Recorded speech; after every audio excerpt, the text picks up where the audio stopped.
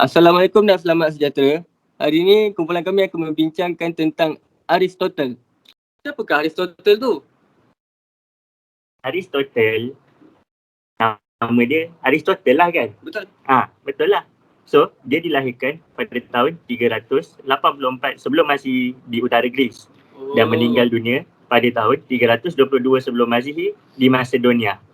Ayah Aristotle bernama Nicomacheus yang bekerja sebagai ilmuwan kepada Raja Amnitas yang ketiga, iaitu Raja Macedonia.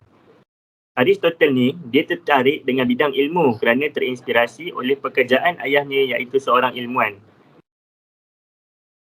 Aristotle berhijrah ke Athens selepas kematian ayahnya dan menyertai sekolah falsafah selama 20 tahun.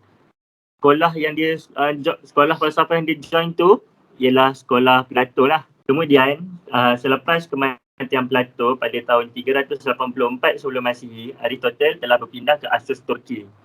Di sana Aristotle telah berkahwin dengan sepupu kepada kawan baiknya iaitu Hermias bernama Pythias. Pada tahun 342 sebelum Masihi, Aristotle telah dijemput ke mahkamah Philip of Macedonia untuk menjadi guru kepada Alexander the Great.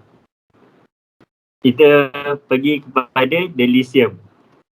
Selepas mengajar Alexander the Great, Aristotle telah kembali ke Athens sekitar tahun 335 sebelum Masihi dan mendirikan sebuah sekolah falsafah beliau sendiri. Sekolah beliau diberi nama Lyceum yang terletak berhampiran kuil Apollo Lysias. Aristotle mengajarkan bahawa adalah mungkin untuk menentukan sebab-sebab akhir dan tujuan kewujudan dan mungkin untuk mengetahui sebab dan tujuan ini melalui pemerhatian dikenali sebagai teologi. Elysium juga dikenali sebagai falsafah peripatik yang bermaksud berjalan di sekitar falsafah.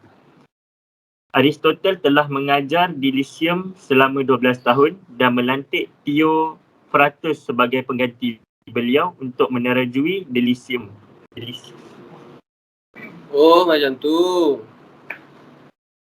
Apakah kejayaan Aristotle? Okey, terdapat banyak kejayaan Aristotle. Tetapi antara 5 kejayaan beliau, yang pertama sekali ialah pengasas kepada zoologi.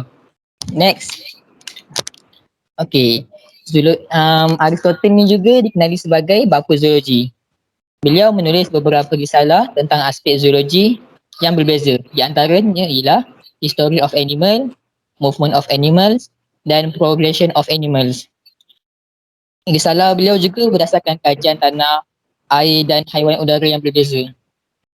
Yang keempat, eksperimen terawal beliau berkaitan zoologi ialah membedah telur burung semasa pelbagai peringkat perkembangan embrio di dalam telur.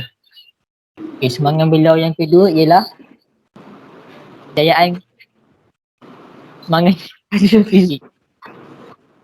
Yang pertama, beliau percaya bahawa apa-apa jenis perubahan bermakna sesuatu sedang bergerak. Yang kedua, beliau mentakrifkan bahawa gerakan apa-apa sebagai aktualiti potensi. Dan yang ketiga, beliau memahami fizik sebagai sebahagian daripada sains teori yang selari dengan falsafah semula jadi. Okey. Yang ketiga dari aspek politik. Perkataan politik berasal daripada perkataan Yunani polis yang pada zaman Yunani kuno yang mewakili setiap negara kota. Yang kedua, beliau percaya bahawa polis mencerminkan hierarki tertinggi dalam persatuan politik. Yang ketiga, setiap warga negara perlu membuat hubungan politik yang diperlukan untuk mewujudkan kesejahteraan. Kemudian, sumbangan Aristotle yang keempat ialah sumbangan kepada falsafah. Beliau telah membincangkan bagaimana maklumat boleh diambil daripada objek melalui deduksi dan inference. Beliau juga telah menerangkan kod kelakuan moral yang beliau rujuk sebagai hidup yang baik dalam Etika Nicomachean. Kemudian, sumbangan kepada sains. Beliau percaya bahawa interaksi dengan objek fizikal membantu dalam memperolehi pengetahuan. Beliau telah menjalankan penyelidikan dalam bidang biologi. Aristotle telah meneliti biologi marine dengan teliti. Beliau telah menciptakan risalah meteorologi yang memberikan bukti bahawa beliau juga telah mempelajari sains bumi. So, kesimpulannya sudah lebih daripada 2,300 tahun sejak hari terakhir era Aristotle di Yunani Purba. Namun, penyelidikan dan kerja Aristotle kekal berpengaruh pada hari ini seperti yang pernah berlaku.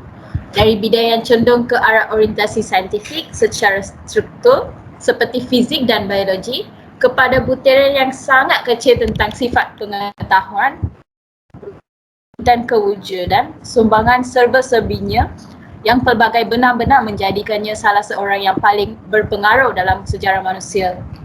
Itulah Aristotle! Yeay. Sekian itu saja daripada kumpulan kami. Terima kasih semua.